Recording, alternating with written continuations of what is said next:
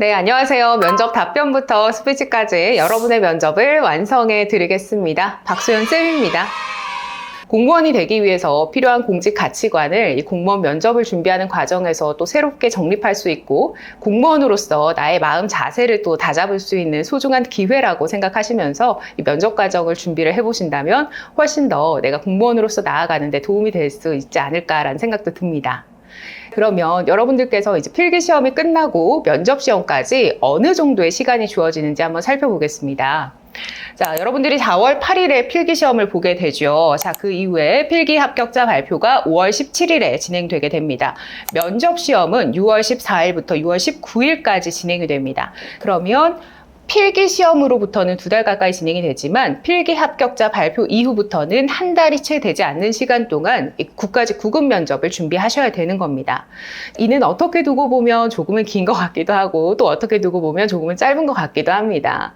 자, 그런데 국가직 구급 면접의 경우에 준비를 하셔야 되는 면접 질문의 범위가 다소 넓다 보니까 좀 미리미리 대비하실 수 있다면 대비하시는 것을 훨씬 더 추천드리도록 하겠습니다.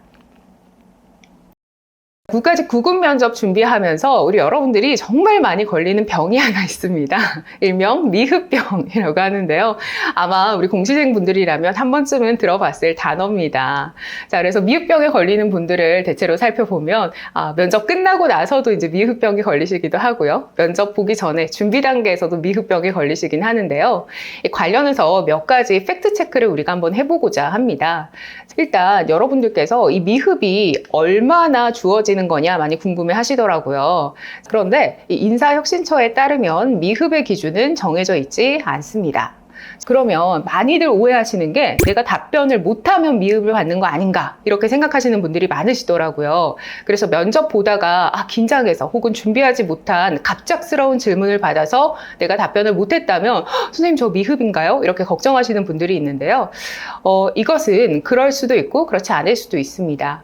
일단 저는 면접 준비에 대한 완성도를 꼭 말씀드리고 싶은데요. 면접 전반에 걸쳐서 명확하게 답변하지 못한 것들이 많다면 사실은 면접 준비가 제대로 되지 않은 거겠죠. 자, 그래서 그 경우에는 미흡이 나올 수도 있겠지만 여러분께서 성실하게 잘 준비했고 다른 질문에서 충분히 여러분들의 준비 자세를 보여주었는데 긴장이 돼서 어쩌다가 한 문제 정도 그렇게 했을 때 답변을 잘 못했다. 그렇다고 해서 미흡을 받는다?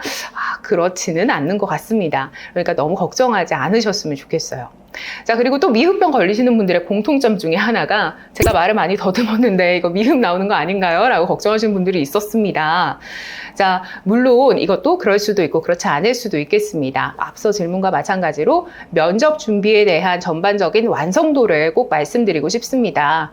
전반적으로 대화가 어려울 정도로 우리 면접의 평정 요소 중에는 의사표현의 정확성과 논리성이라는 항목도 있습니다. 그런데 면접관과 원활한 대화가 되지 않을 정도로 준비가 부족했다면 이 부분은 낮은 점수를 받을 수밖에 없겠죠. 그런데 긴장이 돼서 어쩌다가 딱 한 번 그렇게 했다고 해서 여러분들에게 미흡을 주는 일은 사실상 거의 없다고 생각하셔도 될 것 같습니다. 그러면 정확한 미흡과 보통과 우수의 기준은 어떻게 되는지 한번 살펴볼게요. 국가직 구급 면접에서는 크게 3가지로 분류를 하게 됩니다. 가장 잘하면 우수, 그 다음에 보통, 그 다음에 마지막으로 미흡이 진행이 되게 되는데요. 그 기준을 한번 살펴보면 먼저 우수의 경우에는 위원의 과반수가 5개 평정 요소를 모두 상으로 평정한 경우에는 우수를 받게 됩니다.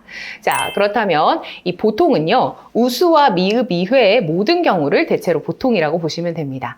그래서 사실 대부분의 우리 지원생들이 다 보통을 받게 되시고요. 그 중에 아주 일부가 위원의 과반수가 5개 평정 요소 중에 2개 항목 이상을 하로 평정한 경우나 또 위원의 과반수가 어느 하나의 동일 평정 요소에 대해서 하로 평정한 경우에는 미흡을 받을 수 있다는 점 기억하시면서 넘어가면 되겠습니다.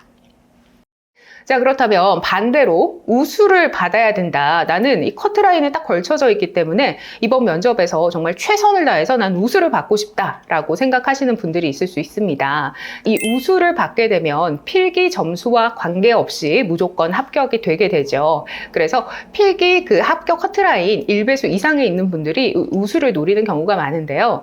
마찬가지로 우수에 대해서도 수많은 카더라가 있습니다. 일단 우수에 대한 카더라는 미흡과 마찬가지로 정해져 있는 그 비율이 있지는 않습니다. 그렇다면 우선 공무원 면접이 어떤 기준을 가지고서 평가되는지를 잘 보고서 그 평정 요소에 따라서 내가 충분히 면접관에게 신뢰감을 줄 수 있도록 준비를 하셔야 되겠죠. 공무원 면접의 평정 요소를 다시 한번 살펴보게 된다면 첫 번째로는 공무원으로서의 정신 자세, 두 번째로는 전문 지식과 응용 능력, 세 번째로는 의사 표현의 정확성과 논리성, 네 번째로는 예의 품행 및 정실성, 다섯 번째로는 창의력과 의지력과 발전 가능성을 토대로 여러분들을 평가하게 됩니다. 자, 그래서 이 5가지 평정 요소에 맞춰서 내가 충분히 나의 준비 자세를 잘 보여줄 수 있도록 답변의 내용은 물론이고 모의 면접 과정을 통해서 면접 말하는 연습까지 같이 해주시는 것을 가장 추천드리겠습니다.